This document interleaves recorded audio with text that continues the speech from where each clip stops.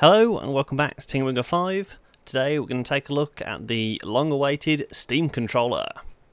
Now the Steam controller has been in development for quite a while. We've been able to see multiple iterations of it, and this is the finalised product shipped out to anyone who pre-ordered it, and I think it's very soon, if not already, going to be available for general release.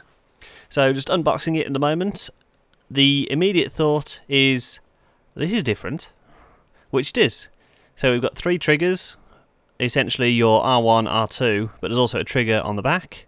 There's one stick, there's two touchpads, and the normal Xbox One or Xbox buttons.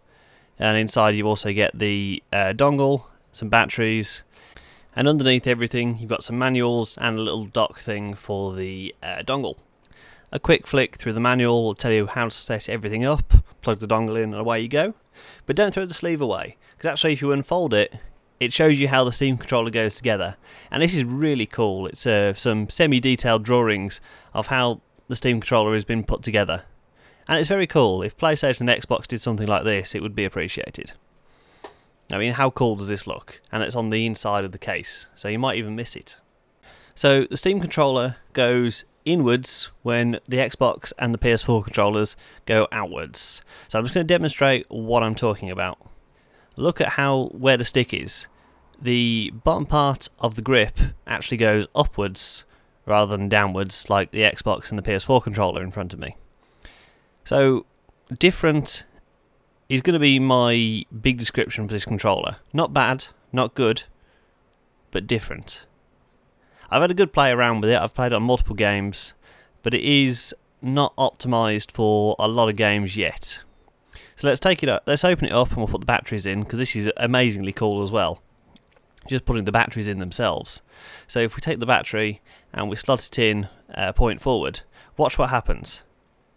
There's a bit of plastic just come down where my thumb is at the moment, which actually locks the battery into place. It's a nice mechanical engineering of when you put the battery in, that comes down and holds the battery.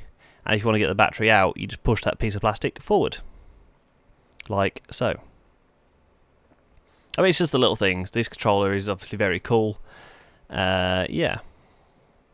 So if we plug the dongle into the dock, and we can then connect it to our PC through a normal micro USB cable. There is one in the box, but you could also use your own. And Windows recognised it. I didn't have to download any drivers or anything like that. Windows just recognised it as a Steam controller. So as I said, I've played a couple of types of games. Rocket League, it's nice and simple in its controls. You've only really got jump, brake and boost, as well as the normal moving around controls, and I'm on ball cam, so I don't have to move the essentially what would be my right stick. It worked quite well with Rocket League. I'd play more Rocket League with the Steam controller. It was easy to get going and I scored some goals, so that was good. Another one in the trailer we saw for the Steam controller is Cities Skylines and Civ 5. Both similarly controlled games, so I'm trying a little bit of Cities Skylines here. Again, it worked quite well. I prefer to use keyboard and mouse for Cities Skylines because you end up with the precision that this doesn't quite give you, because, I mean, Cities Skyline is not optimised for the Steam controller. The Steam controller is just using what's available to it. But I was able to build roads, I was able to build a whole new sector for my city. And let's play some Csgo now. So Csgo, I had the most trouble getting this one running. You have to enable the Xbox 360 control script and then change a couple of the bindings. But I was still able to do it.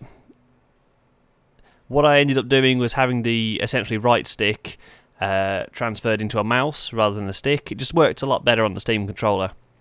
You can even control the operating system through the Steam controller, because the trackpad on the right acts as a trackpad on your laptop or anything else. It works quite well, and you use trigger for clicks. Again, I'd still prefer to use a mouse, but it works. And that, I mean, that's the bottom line for the Steam controller. It's different, but it works. I'm very impressed. It's very cool, and I can't wait to see what comes out for it. So when we start to get some more dedicated games towards it, I think that's really when it's going to come into its own.